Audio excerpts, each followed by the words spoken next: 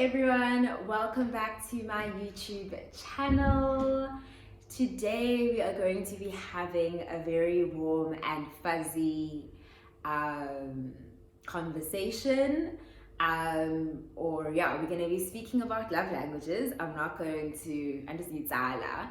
And the giveaway is closed. I want to say thank you so much for 1,000 subscribers. I think I'm currently on like 1.6 now. And I really want to say thank you guys. Thank you guys for your kind words. Thank you to the people who've been supportive. And Benindomelez, I think I just break you guys. But yeah, guys, I want to say enkosi. It doesn't go unnoticed, and I'm truly grateful, and I will be commenting on every single comment on that last video. So let's get right into it. We're going to be speaking all things love languages today, and you guys obviously know who we're featuring. I always have a cup of tea as I give you tea on all things wellness and mental health. So today, the flavor for today is the peach and apricot rooibos flavored tea from Woolies. So that is that.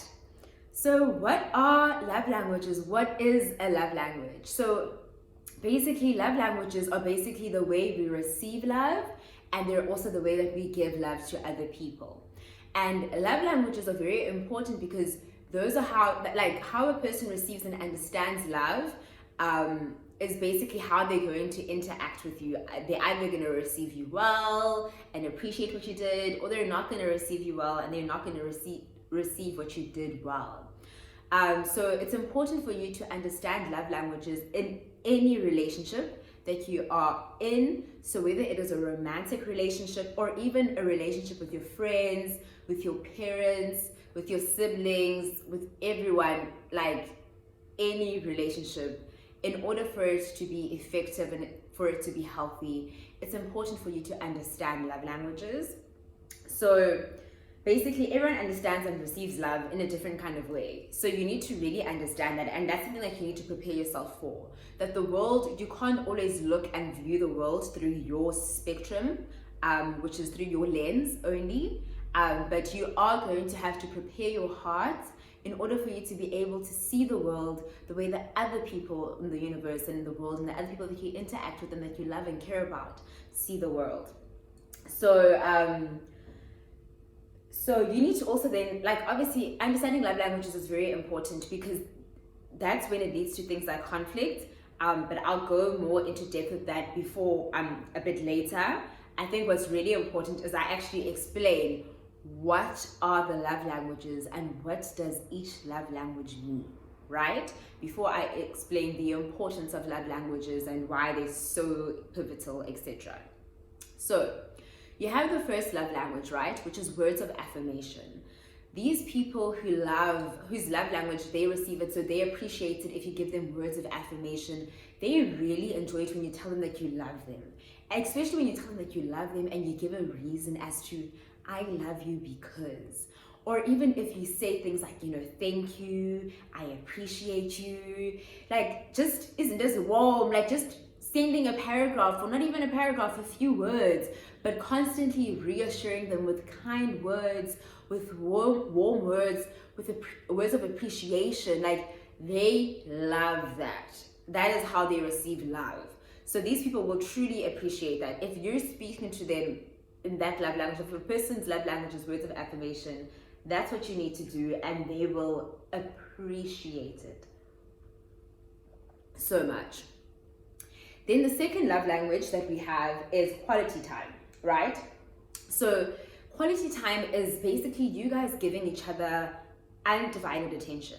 And now when I'm speaking about these love languages, you need to remember that I'm not going to be speaking about a particular relationship. So I'm not going to be only speaking about a romantic relationship, but I'm going to be speaking about a romantic relationship. I'm going to be speaking about your friendship, your sibling relationships, parental relationships, konke, bonke, zonke, ziyangena.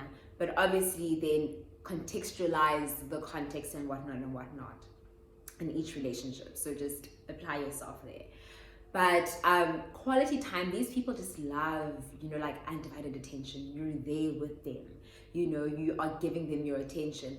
And sometimes, especially during these, like this COVID, we're going through a pandemic, it might be very tricky as to, okay, we're going through a pandemic. So words of affirmation is easy because you can send a voice message, you can send a text, you can send a video, you can say it directly to them, either in person if you can see them in person, or even through, a video call, and like, Zoom, Skype, whatever you guys use to communicate, WhatsApp calls, FaceTime.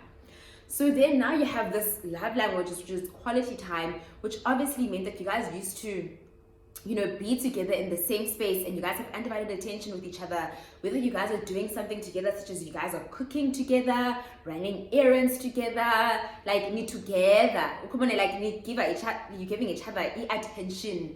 You guys are getting to know each other. You guys are getting to know each other deeper.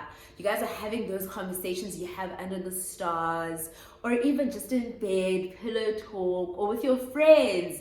When you guys have those deep conversations about life, our dreams, our aspirations, where we see ourselves, we're just speaking about stuff, or even just speaking about things that we're going through.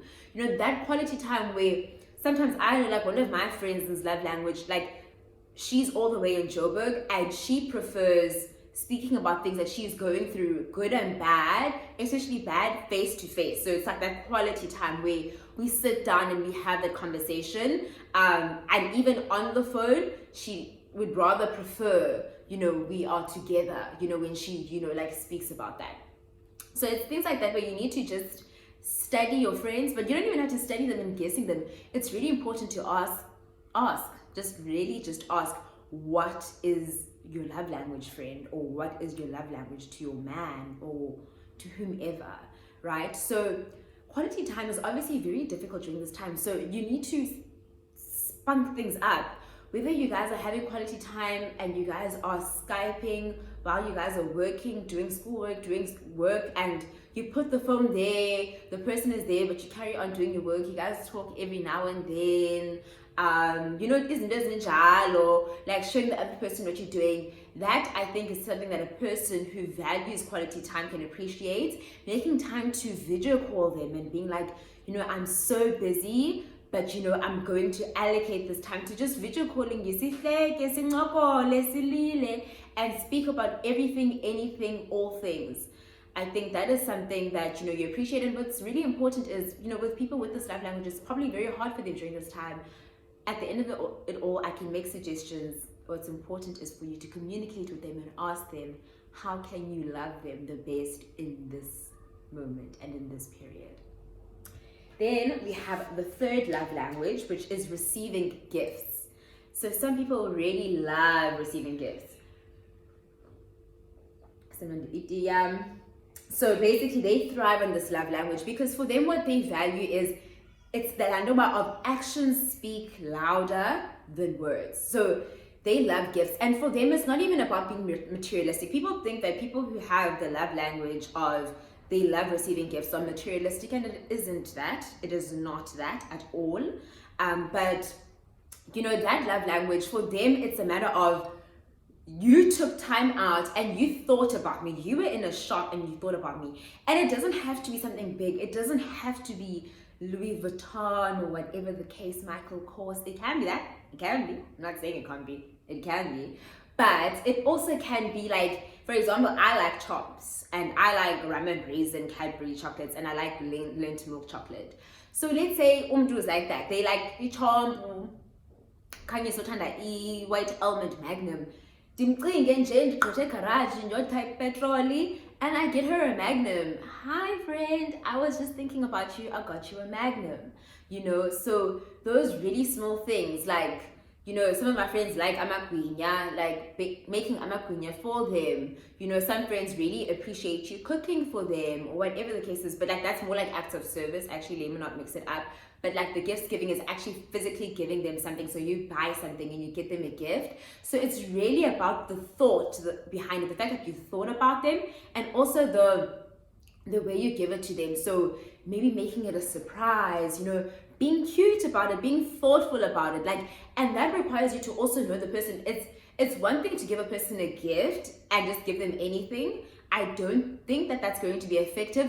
What's great about this love language, and one thing you need to understand about this love language, is that the best way to go about it is to give, like, to be thoughtful and to think of what would this person like, what do they like, what do they want, and getting them that, you know, like, that is the best way you can go about this love language.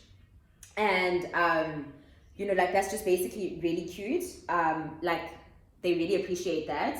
And basically it's just telling them that you cared enough to think about them in advance, and you just went out of your way to make them smile and to make them happy, and they will appreciate that. You are putting a smile on their face.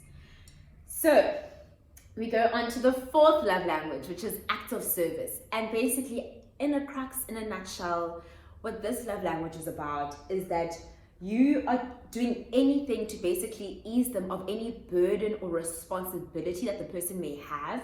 So the best way to go about this is that obviously you don't necessarily know a person's burdens, or if you live with them. So for example, I live with someone who is an entrepreneur, and their stuff requires them to physically go and deliver stuff and whatnot. So if I can see, okay, the first time they ask me, can you please go deliver this, and whatever the case is, then the next time it will be like, friend, maybe do you not want me to allocate, let's say every Tuesday, every Thursday, or every day, if you want me to go every day at 9 o'clock, do get early so that I can go do this thing for you, because at this place, go for long 2:30. So I will schedule a time to do that thing that you need me to do for you because you can't do it, or just genuinely because I just want to ease your load. Maybe you have a million things to do, and you just, you know, do that act of service for your friend, you know, and you just like, you know, I just want to ease your load, make your life easier in any shape or form. Do errands around the house for them, help them with errands around the house, help them with errands where they have to go get stuff, grocery lists, etc. And I think what's really important though is to communicate and to ask and be like, what responsibilities do you have? What can I do for you to, you know, lessen your load? And trust me, someone who values acts of service will appreciate that. And also when you do that, guys, follow through and don't be disappointments. Like, say you're going to do something and actually do it. Like, it's a bit swak, okay, if you say you're going to do something and someone relies on you and depends on you. And when are all called dependable. And then we have the last love language, which is physical touch. So people always think that this is just sexual and it's just between you and your boo. No, it can be, but it's not only that. So physical touch is literally hugging, it's touching a person when they're speaking, you know, stroking them when they're having a bad day or even a good day, just being like, let me rub your feet, let me rub your back, let me, you know, you're touching them. When you're speaking to them, you're giving them a pat on the back. Maybe it's a child, they did amazing, pat on the back, give them a hug, you know. That is basically what physical touch is all about. It requires you to obviously be physically there, which again, during COVID times, very, very tricky for people who this may happen to be their love language.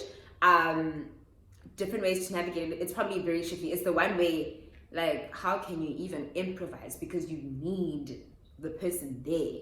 You need that hug. You need that touch. So yeah, so I mean, like, for people who have this, they probably are struggling. If this is their physical touch, it's something you struggle through, but you have to work through, because you know, what can you do if you can't do anything more?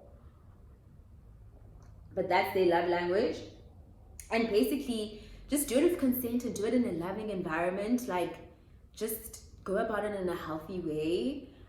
Ask for consent where you need to ask for consent, but you know, just that is a person's love language. And for example, asking for consent would go for, like, for example, if it's in friendships. So I remember one of my friends used to hate hugs. He used to hate hugs. And we used to love hugging him.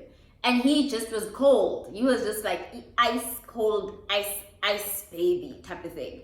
So eventually, like, now he's like a warm, huggy person, you know. And so in that case, before, you'd have to ask for consent. Can I hug you? Because you don't want someone to feel uncomfortable, because me showing you physical touch might be my love language and might not actually be your love language. So you don't want to offend someone. So just ask for consent if you feel like the appropriate thing to do in this moment is to hug a person, to pat them, to hold hands with them, or whatever the case is. Just ask for consent and make sure you get consent.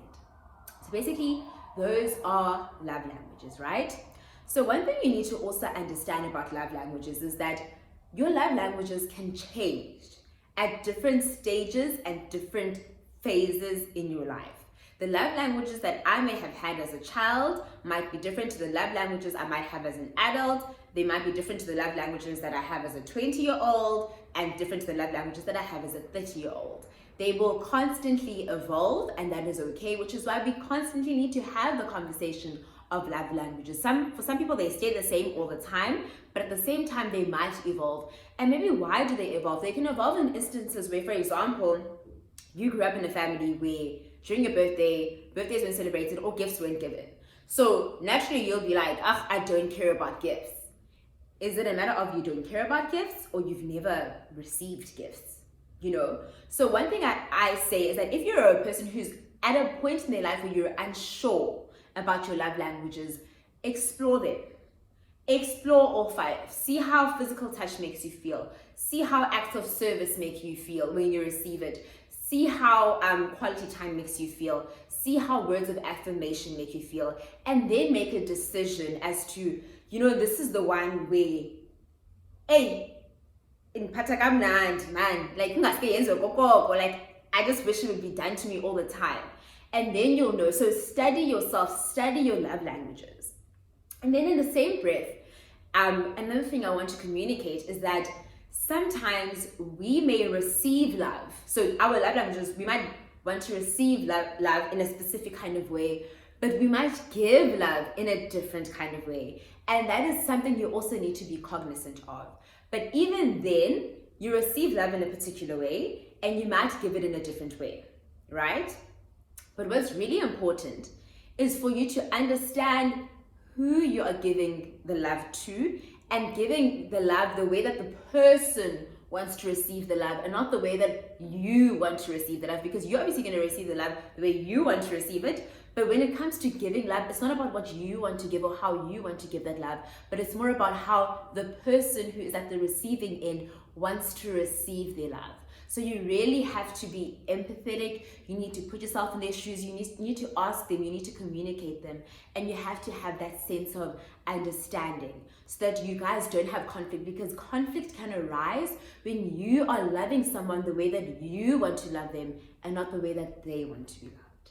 So that is something that's very important and that you really need to be cognizant of, because once that happens, once you love someone the way you want to love them and not the way that they want to be loved, conflict could arise. Because, for example, now the person might feel like you're not doing this, you're not doing that. Like, for example, the acts of service, they feel like you're not helpful. You're not a helpful person. You're not a thoughtful person. Or you could ease their load or ease their burden, So, and even when let's say you're giving them all these words of affirmation, I appreciate you. Yeah, you're giving the words of affirmation. But for them, words of affirmation mean nothing. What they would cherish the most would be you, doing groceries for them, helping them out with laundry, something like that. You see, so it's important for you to, at the core of it all, communicate, ask, and understand. Listen to understand. When you guys are having a quarrel with someone, understand that people receive love in different kinds of ways. So understand how a person wants to be spoken to. So as much as you have these love languages that are facts that are written in stone, but there are some people who don't like being shouted at. They don't like being shouted at. So it's really important for you to communicate with them in a way that they would appreciate being communicated in a way that might not infantilize them and make them feel small, or in a way that's going to shout at them. But just understand a person's love languages, so you know what to do in a situation of conflict.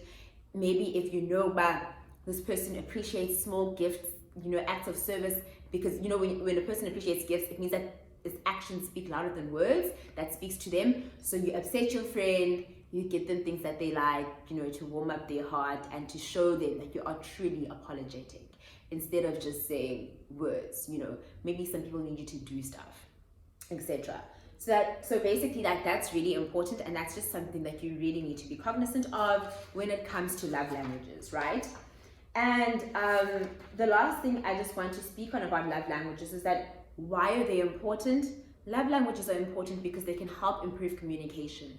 You guys will understand each other better when you guys love each other the way that the other person wants to be loved. Don't love people the way you want to love them. Love people the way that they want to be loved. So in order to love them the way that they want to be loved, you need to speak to them, you need to communicate with them, you need to hear them out in order for you to be able to love them the way that they want to be loved.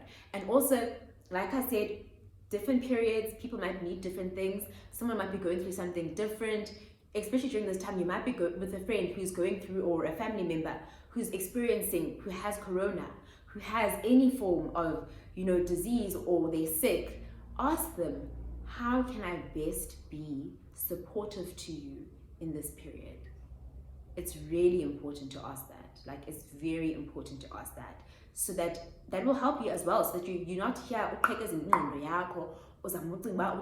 loving them the way that they want to be loved, and supporting them the way you can best support them by how they tell you, So that's important, and it can strengthen your bond. Like, loving the person the way they want to be loved, it will strengthen the bond, because understand how, if you are loving the person the way you want to love them and not how they want to be loved, there'll always be that disconnect. Like, asivani, we don't see eye to eye. But once you guys are feeding each other the way you guys need to be fed, you are pouring into the cup the right tea. You're not pouring in a cup of peach and apricot green tea because the pazamisa.